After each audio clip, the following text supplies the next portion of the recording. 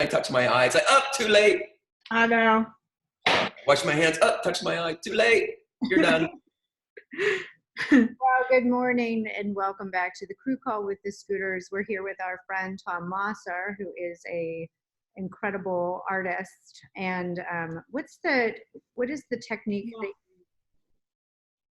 that Painting with two hands. Yeah, I call it ambidextrous impressionism.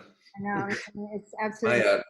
So when I was a kid, playing basketball, playing sports, the coaches always emphasized you dribble and shoot with both hands. So it always made sense for me to do art with both hands. I mean, piano players do it. Every finger is doing something different. So yeah, so I draw and paint a lot of times with both hands at the same time, or I alternate. And if you're doing this for 8 hours, it takes a lot of abuse. So why not use both arms? So yeah, it helps out with function and also with artistically, it's kind of changes things up. That's incredible. Yeah. So what have you been doing? Well, first you have an exhibition that's out. You did all of these beautiful, huge paintings of Pittsburgh notables. Do you want to talk a little bit about that? Where is that? Once we're able to get back to getting out, where can we see that? Well, thanks for asking. Yeah, it's called, I had some grandiose names for it, but it's called Really Big Faces, which is what they are. So generally most of them are 5 feet by 6 feet. So they're big. So it started out just, I grabbed a couple friends, they posed for me, I took pictures and I started experimenting. And I knew I was going to have a show in March. This is back in December. Then I started kind of reaching out to people that I sort of admired or had cool looks. And I reached out to the mayor and they got back to me. And so I did one of Bill Peduto. And after that, it kind of took off a little bit. The week of the show was going to be on March 13th. It was at Spinning Plate Gallery. I actually live upstairs. It's a building for people in the arts. So you can rent out this gallery for like $100 for the month. So as the week was progressing, crazy stuff was happening in the world. The NBA suspended play. It was like a race to Friday. And I pretty much knew it wasn't going to happen. And literally at 6 p.m. that Friday, March 13th, when the show would have been opening, Bill Peduto was giving a press conference, a state of emergency press conference. So yeah, the day before I postponed it. So I've got a new date in October, and part of me is kind of happy that we postponed it because now I'm reaching out to people. I've created 3 more.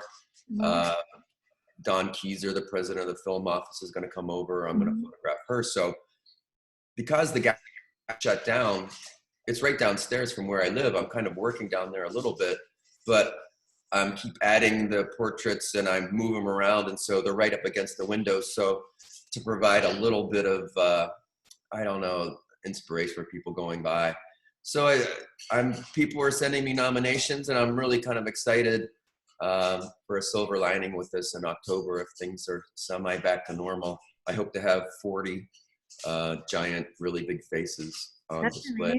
They're not going to be for sale, so I'm spending money on it, but it's a true win-win. If 40 people invite 10 friends, 400 people will come.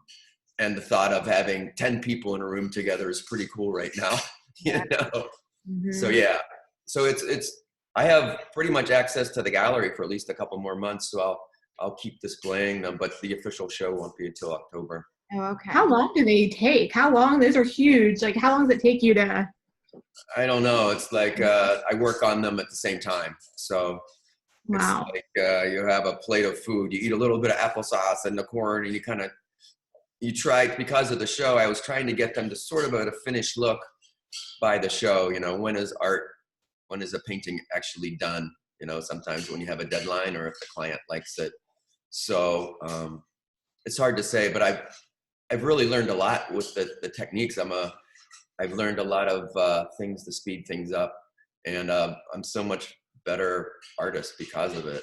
So moving forward, I kind of stopped working on the ones at the beginning because I knew I'd get better at them. So I'm now going to go back and refine the earlier ones and bring them to life a little bit more and continue on. So I'm really excited. 3 artists are coming over to the gallery, and I'm going to photograph them at a distance. And 3 really diverse artists. So I'm going to emphasize the arts, but it's going to be people of any background. It could be a little kid, whatever. So I want to kind of honor Pittsburgh. So hopefully by October, it'll be sort of a fun celebration of everybody's reemergence. So it'll give me something to do for the summer too. That's amazing. When did you start painting, Tom? I mean, you've done so much, and I do want to talk about it, but when did you start painting? When I was a little kid. I mean, I remember kids in kindergarten gathering around while I was finger painting, looking at my stuff. Like, oh, Tommy's really good. Let's go look at his stuff. And I used to draw on my sister's walls and the walls of my house. And so my parents kind of wised up and started. My dad worked at a newspaper. He was an advertising man. He started bringing rolls of newsprint home and rolling them on the floor, and waiting for me to grow out of it, but I never did. But my parents were theater people, community theater people. So my mom wanted to be an actress, and she was kind of discouraged from doing it by my grandparents. And so she said, she vowed, if my kids want to go into the arts, I don't know how they're going to do it, but we're going to encourage them to do it. So they just kept feeding me sketch pads, and it just became part of my life. It was something I always did. And I went to Penn State, and I was a fine arts major, and I was doing a lot of commercial work in college for the school newspaper, the Daily Collegian, and for the Penn State Sports Information Office. So I was kind of making money as a commercial illustrator back then, and I just kind of kept going. And some of your prints, you get commissioned from like large, sports teams, right? So what are some of the ones that you've done before? Those big arena paintings and things like that. Really, it was old school networking. My old roommate of mine, because I used to work for the Pirates, and Ben Boma knows some people. He works for ESPN and NBC now. He knows people in the hockey world. So Jeremy Roenick is a famous hockey player, Hall of Famer, and he has an annual golf tournament in Phoenix. And he noticed this woman was displaying artwork that was being auctioned off to raise money for the charity. And he just, that night, they were hanging out at a bar, and he gave her my business card. He said, "You should talk to my friend Tom in Pittsburgh." And she didn't think much of it, but a couple of weeks later, she reached out to me. We hit it off on the phone, and she said, I'm going to be curating this new hockey arena in New Jersey where the New Jersey Devils play, Prudential Center Arena. And I can't tell you about it, but some things are going on. And then a week later, she said, "We got the gig. You're going to be doing a 200-foot mural.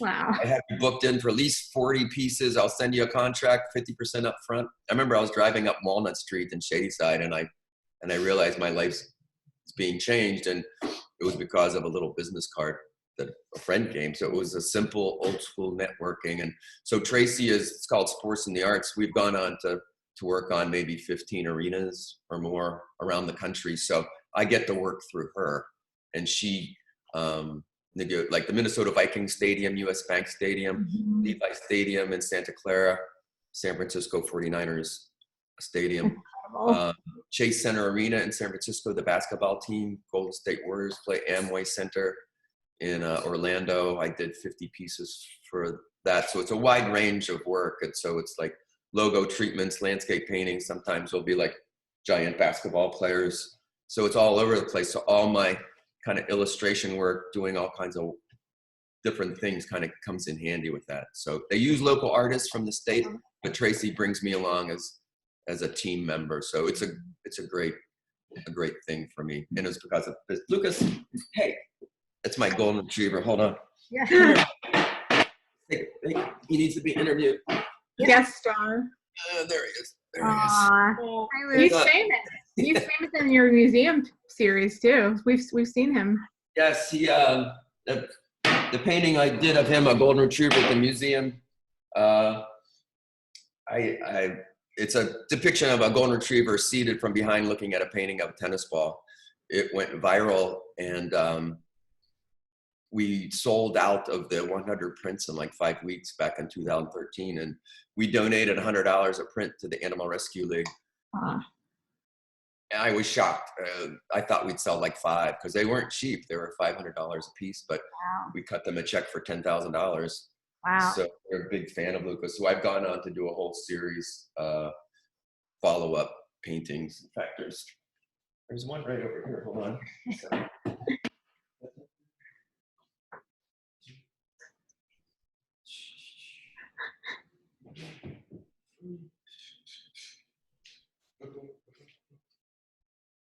So this Aw. golden retriever puppy, who was a photograph of Lucas when he was a puppy. So he's at an art museum looking at a tennis ball. So We love it. It's so what would a dog be enthralled with at an art museum? Sticks, squirrels, and tennis balls. So, but we've raised about $39,000 now for a variety of rescue groups around the world. So it's nothing to do with sports. It was so Picasso had his muses, all his mistresses, but I have a dog.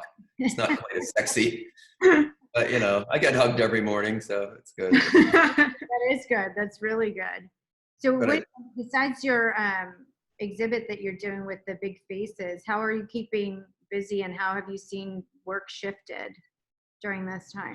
I'm really lucky because before last winter, I was negotiating with a restaurant called the North Shore Tavern that's under new ownership, and it's across the street from PNC Park.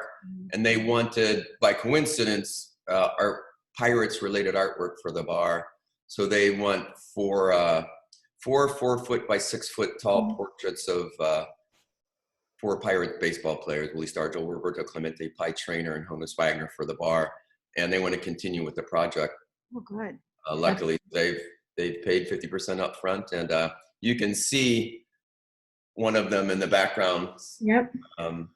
That's Pie Traynor. He played in the 20s, I think. So there'll be a different technique than the really big faces, but so that's nice. For the next couple months, I have money coming in and projects, and I'm going to keep up with the really big faces as a sort of a pleasure passion piece. So with an artist, when you're self-employed in the arts or any business, it's nice to know, like, oh, I have this budget for the next couple months that nothing else happens.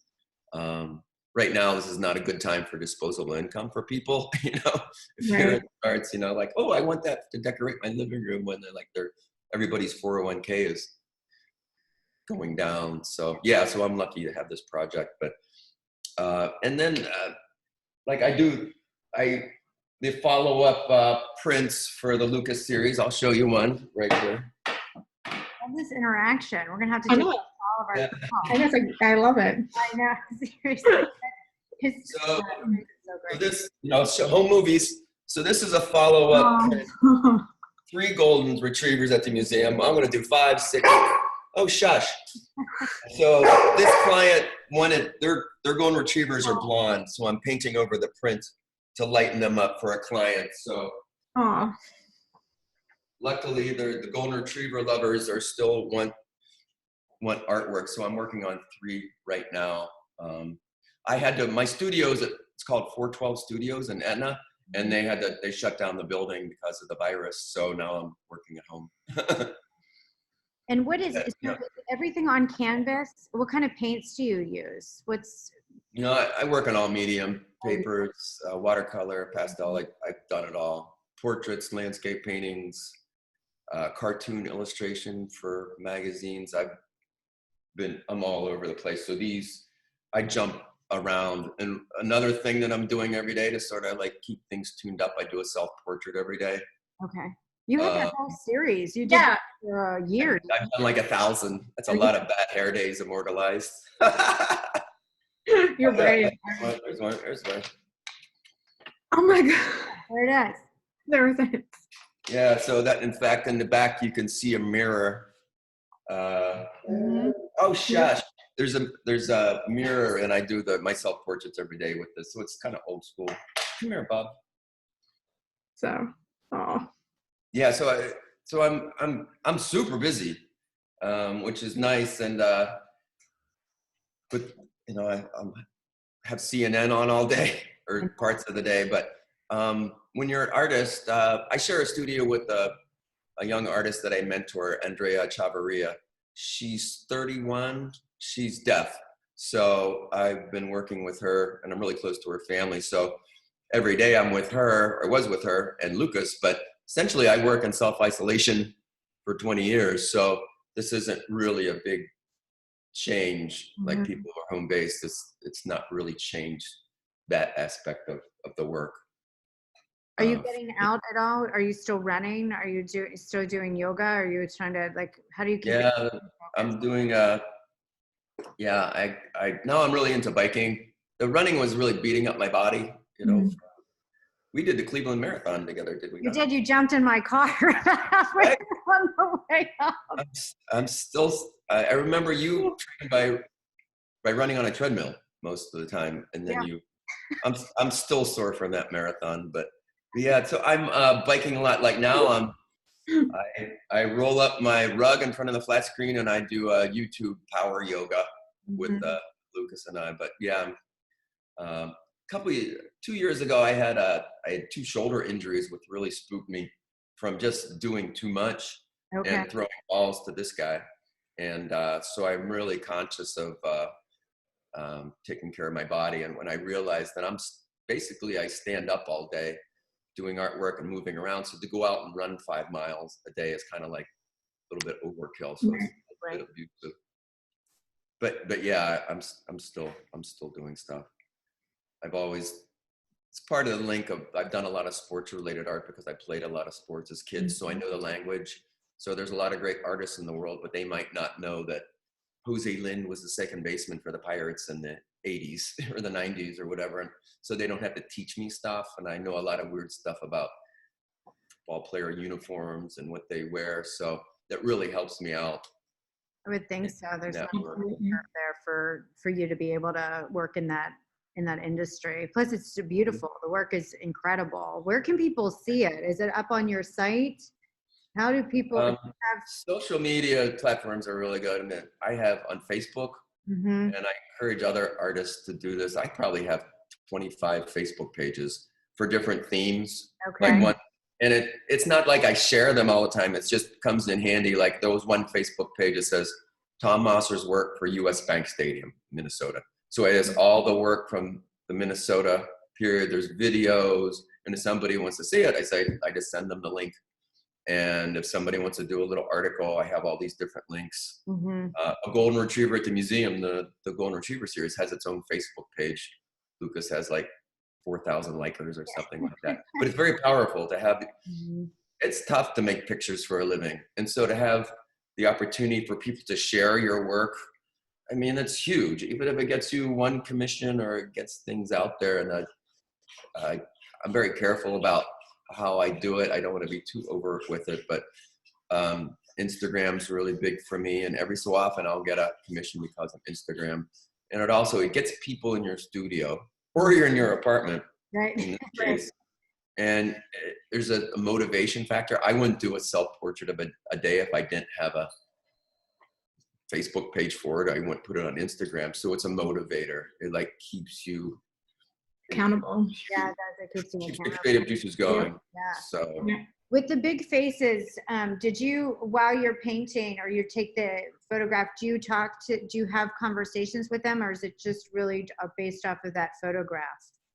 well, I take all the photographs because I want that immediacy. When they're looking at the camera, they're looking at me. Mhm. And then I start asking them for their bio, but I said, make it a little bit more informal. I want to know about the passions Mhm. and a couple of the people are just people that I know, but I admire them because they're single parents. I have a couple of friends that are just, my friend Roger LePage, he makes hats and he's a mortgage broker, but he's just an amazing dad. And so he's in it, but also his 2 daughters are going to be in it. Oh, that's So I like sort of Michael Latanero is amazing abstract painter with a remarkable studio in the Strip District. And I kind of emulated his painting style in his portrait, just sort of honor. Oh, That's cool. Yeah. Zephyro is an artist. We did the 2 Andes mural together back in 2005. And she just eats and breathes art and just music. And so I literally sketched out one of her design patterns behind her portrait. So it weaves in and out her portrait. And actually she came over to my studio, and a bunch of the people who I depicted came over to the studio and helped paint their own portraits. They worked on them. That's really interesting. Wow.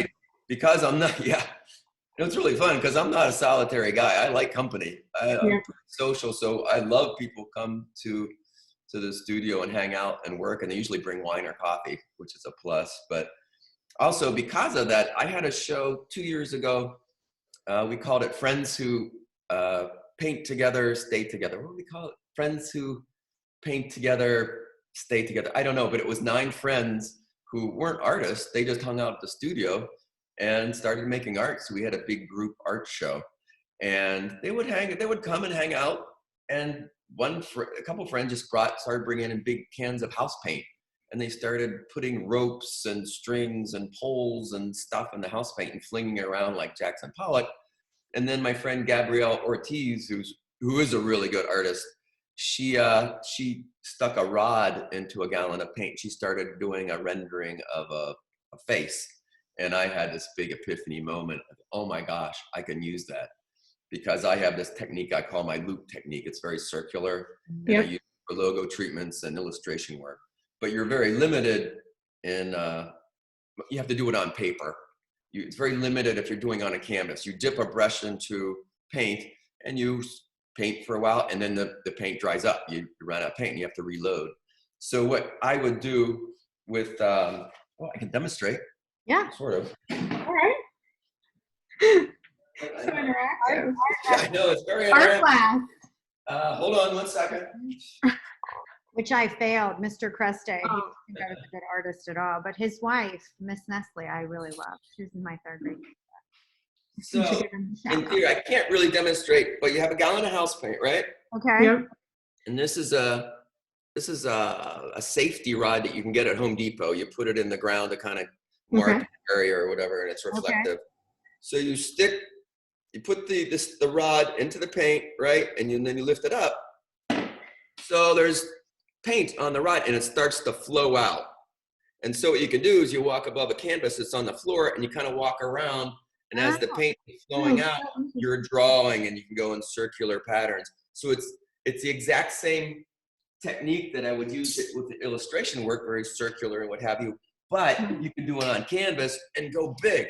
So that was what I used on really big faces as well. So this is a landscape painting, but if you look close, Yeah. you see it's very circular. So that was done hovering over the canvas with the rods. Oh, wow. So That's so interesting. it really Never is. think of that ever. So and it was from observing friends, people have great ideas. You just have to be willing to look around and see them. So as the paint is coming out of the rod, it gets thinner and thinner. So it's as if you're using a Sharpie marker, and as you're drawing, the pen gets thinner and thinner. So you sort of plan ahead. You say, okay, it's getting really thin now. I'm going to go over to this area for some real detailed work as it gets really super fine.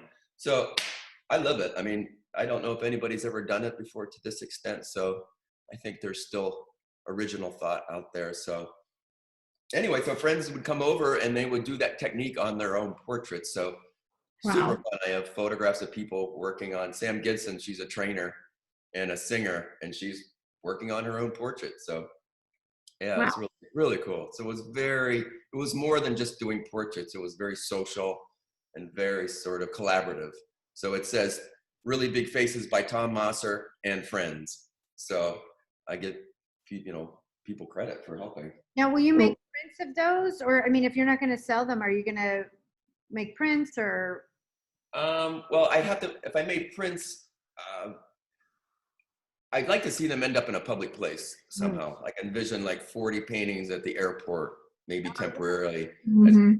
greeting people, faces of Pittsburgh, all people from all different areas, all different ethnicities and backgrounds, and and just continue on with it. I think eventually, unless the MoMA Museum offers me $1 gazillion for them, they'll end up with the subjects. I'll sell it to them all the same, like very, very reasonable. Right. It's cool to have a 6-foot-tall portrait of yourself. If you didn't commission it, I did it for these people. So Right.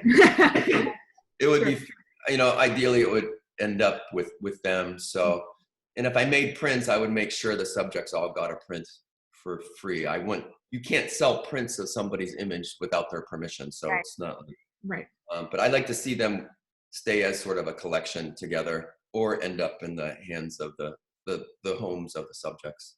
Wow. We can't wait to see it in October. We're all looking forward to just being Yeah. out. Yeah, I'm kind of the silver lining with all this. I think it'll really be a fun, positive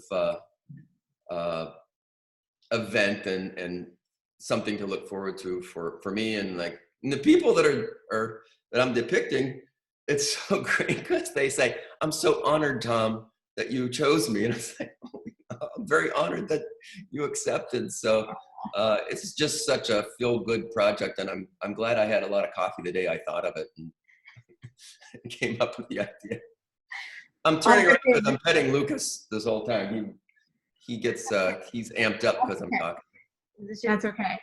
Well, we appreciate you and we love your work, as you know, and I'm glad that you're safe and working and healthy.